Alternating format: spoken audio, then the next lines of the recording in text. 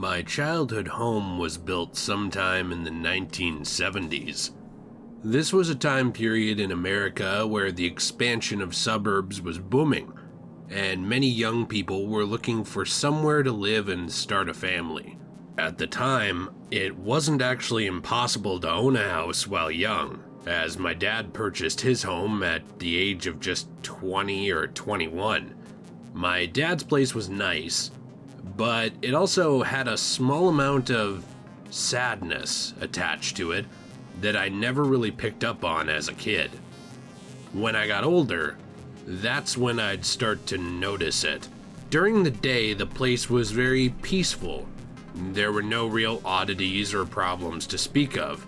At night, the house would get a little weird.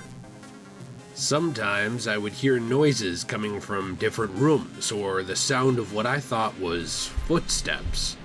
But at the worst of times, there would be this ominous feeling of being watched or even stared at, even though nobody was around.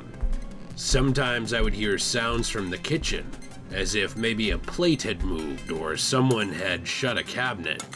Usually I would nope right out of whatever part of the place I was in when that happened. In my teenage years, I would always dismiss these events as just an old house settling. It was completely normal for houses that were 40 years old to make noises, right? I began to suffer from depression as a teenager, but it was something I didn't fully understand. I always thought that maybe it was just me. I needed to try to be happier. Any sounds I heard or things in the house, they were just my imagination. But those feelings in the house, they didn't help. My basement was one of the worst places for this. As I would sit on a couch and play games, the hairs on the back of my neck would begin to stand up, as if someone was standing in the room behind me, watching everything I did. Eventually, it hit the point where I had to ask my parents to move my games upstairs. My depression was just getting too serious. My room would eventually move upstairs, where I thought things would just get better. I had been hanging out in a creepy old basement, and maybe that's all there was to it. Just feelings of paranoia.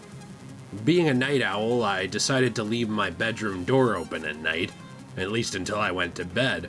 But the feelings of being watched, or observed I should say, would continue. Random noises, an occasional feeling of someone standing there, but that's when the worst of it started.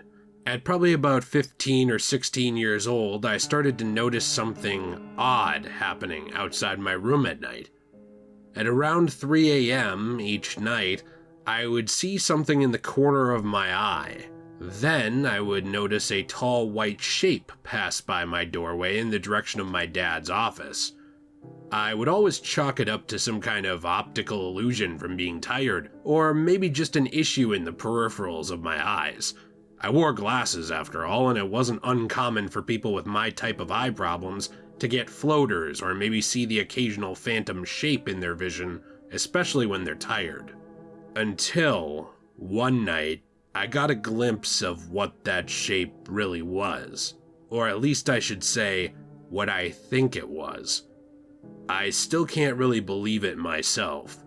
One night, at the same particular time, the white shape was passing by my doorway, and I swear I saw it clearly.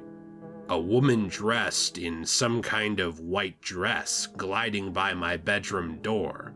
I couldn't tell if it was a particularly fancy dress, maybe a wedding dress, or just formal wear, but whatever it was gone in a split second.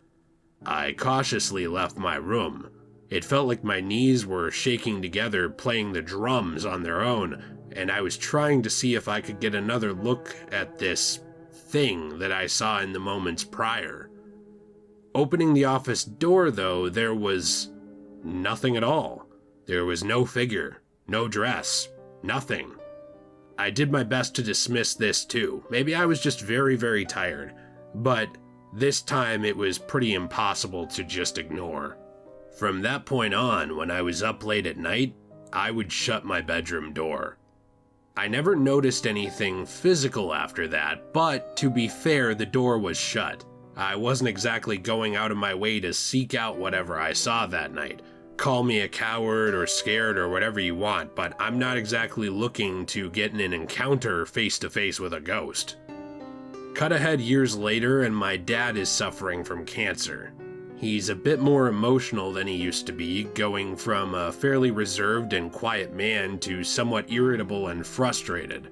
He wasn't a bad man, he wasn't necessarily mean on purpose, and he never hurt me, but the chemotherapy and the amount of poisons that they pump into people's bodies to fight cancer, it changes a lot of people's personalities.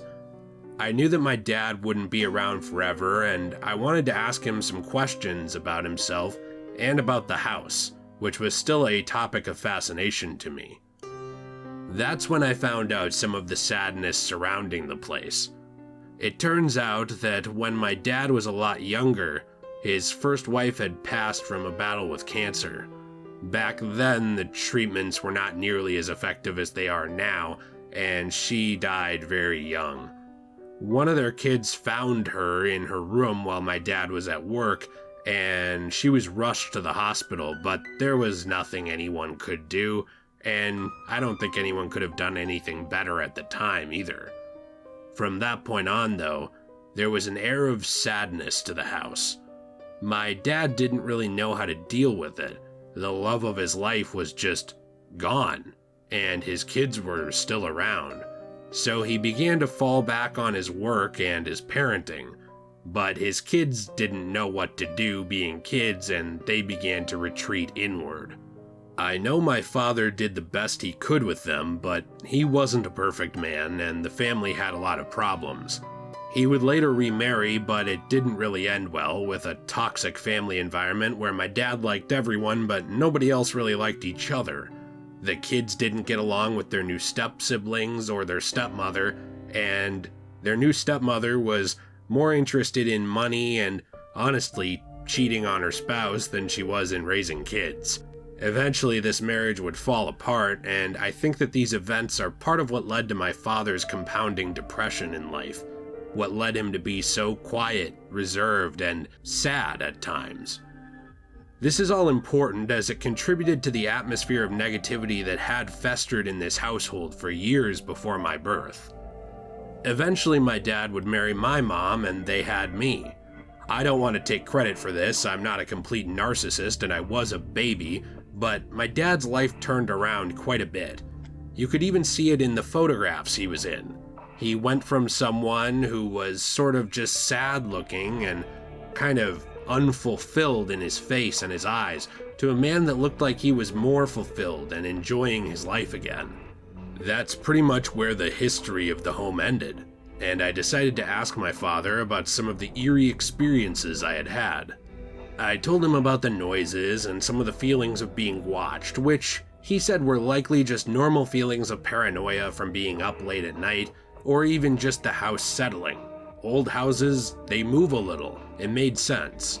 I felt reassured by my dad that my justifications were confirmed. I wasn't really seeing anything or hearing anything, I was just tired.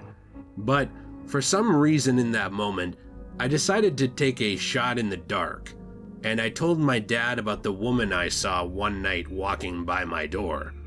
I was expecting to hear some kind of reassurance, maybe an explanation to wash away the last bits of doubt I had regarding our house, just one more small hand wave away from my father, and I'd never have to think about any of this again.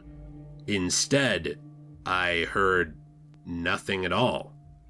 My dad went silent for a handful of seconds.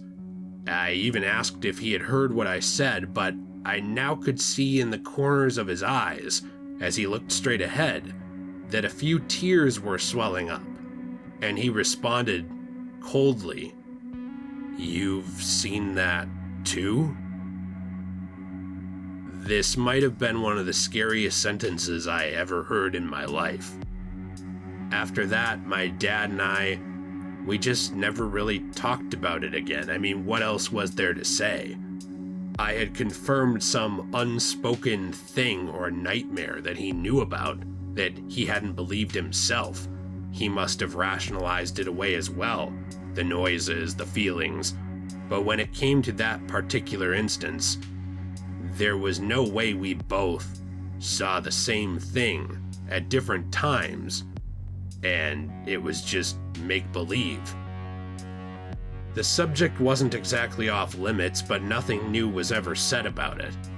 But after my dad passed away, something in the house just changed. I miss him every single day, and I'm always sad when I think about him. I mean, after all, he was one of my best friends. It wasn't that he left the house and things got better. That's not what I'm trying to say. It wasn't him. But after my dad passed away, something else in the house changed. My mom and I were definitely sad. We still struggle with it now, like I said, but the feelings of being watched, even the random noises, all of it just sort of faded away as if it had never happened. I don't even know how to explain it.